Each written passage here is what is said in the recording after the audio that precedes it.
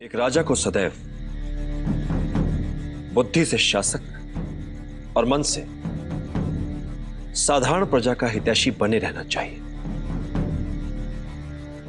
राजा वो व्यक्ति होता है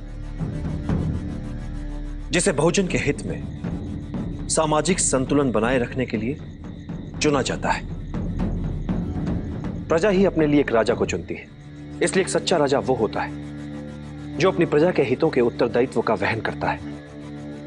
उसके लिए प्रजा की सेवा और सम्मान उसके जीवन से अधिक प्रिय होते हैं। उसके लिए कठिन और अपेक्षित कार्य अपनी साधारण प्रजा में से किसी सर्वश्रेष्ठ को चुनना नहीं, अपितु उन साधारण व्यक्तियों में से किसी एक को सर्वश्रेष्ठ बनाना होता है।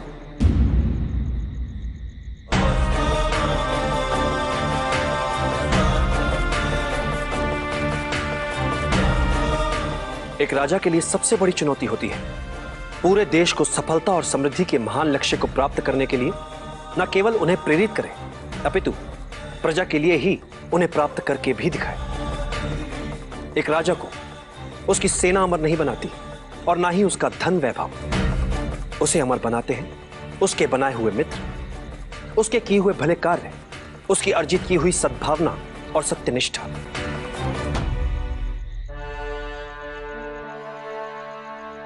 एक योग्य राजा कभी अपने शत्रुओं से नहीं डरता, अपितु शत्रु स्वयं एक राजा से डरते हैं। और एक कुशल राजा वो है जो इसी डर का अपने लाभ के लिए प्रयोग करने में सक्षम होता है।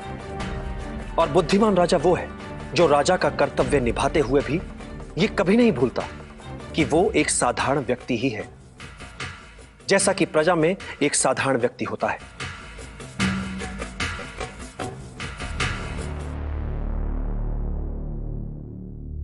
ये व्यवस्था ही है जो किसी को राजा तो किसी को प्रजा बनाती है।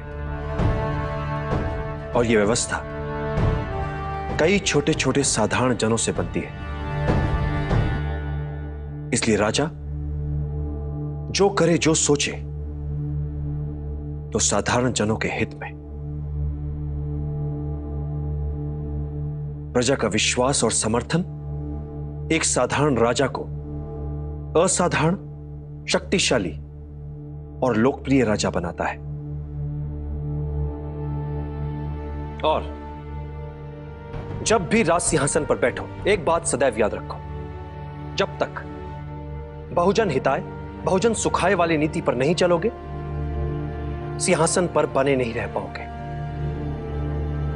राज सिंहासन की शक्ति लोकहित में छिपी है। अन्याय और भ्रष्टाचार पर टिका राज्य नहीं चल सकता।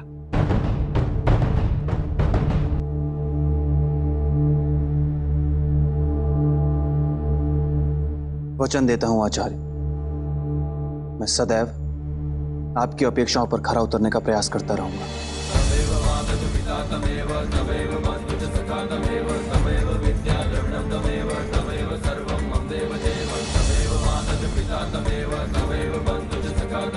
कल्याण हो।